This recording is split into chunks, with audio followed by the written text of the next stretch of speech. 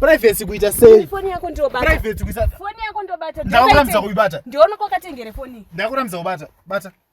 Chaga zvauri kuda anything. Chaga. Iye ndo zoti wadelete. Chaga kudelete chi. Tone. Kwayo saka yo wacha. Una kana zvipande mozvinzwa. Chichi kunetsa kana. Chi. Isa fingerprint yako. Isa. Nimauya kama delete ma message yenyu. Kudelete chitarisa scanner phone shamari. Handina kana unoona ma message kubva pandakaitenga phone apa. Pana kana any chipande chirimo. Handina udango ganza sina. Iwe uri kurambe chi? Ukurambe chi? Hapana chandiri kumboramba sha.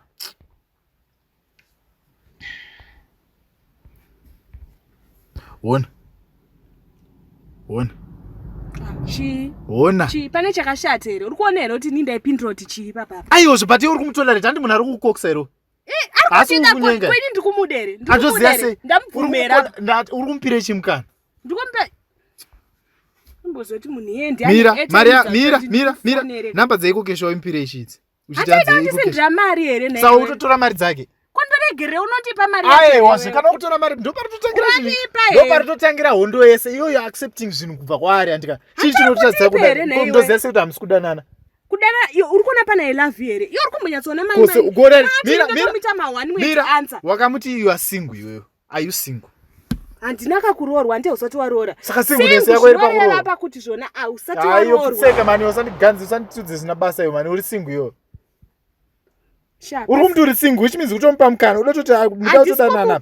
Kana musiri kutodanana musiri kutoonana apa. Kondakaroorwa here ino kabvisa pfuma mumba kwedere. Kana bete zvaro rinodya chikafumba kwedu kabvisa. Handina kubvisa kabati ndoda kubvisa. Ndobvisa pakati ndobvisa sei njibvisira zvinhu madhokonyonya kadai. Bvisa unoti handinyoro kuti married here.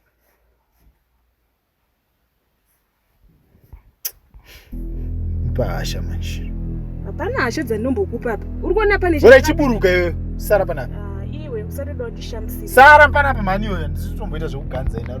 Okay, ndipe makizi angu. Makizi ako kuita sei ko makizi? Motikari yangu ino ndakaitenga kandi ndakabhadhara mari. Ndipe makizi.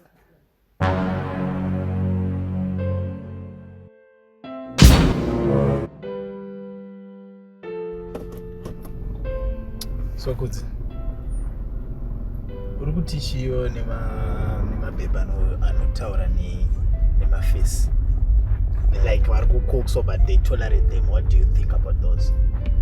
Honestly speaking, it's not like kuti isusu vasikana tinenge chida kutolerate vanhu vavo. But the way mukomana wangu yanenge achinditreat, ndinenge ndakuona kuti it's better hangu nditolerate tsagava. Because munhu yanenge But it's not cheating like it's not cheating. You're just giving space kune munhu ari kukuita first priority yako. Which means there are chances ekuti unoona kuzodanana naye handi. Machances anenge asiri hawo hai. Anenge aripo masho. So you heard it for yourself. Chances are there that musikana anogona kuenda. Handiti kana achitokwanisa kutolerate people that are coaxing her. Muri kuibata nyaya yacho naZimbabwe.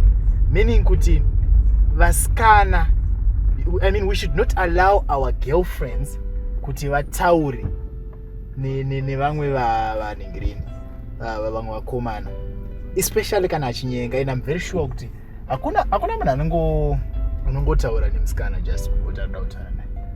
Usually munhu anenge achitonyenga. But still munhu anenge achitokoksa. Munhu anenge achikoksa but kuvakomana ka. Honestly speaking, kana iwe uri mukomana wangu usinganipe mari yekuti ndinorukwa musoro. Usingandiendese out. Hakusi kuhura. Usingandiendese out. Mumwe munhu ondiendesa out. Ko vari kumbozviitira vasikana vavo vari kuzvigona sei. Comment section andika tiwedzewo kuti zvinofamba sei nyaya iyi. Signing out. It's Kudzi and Talem maferimu.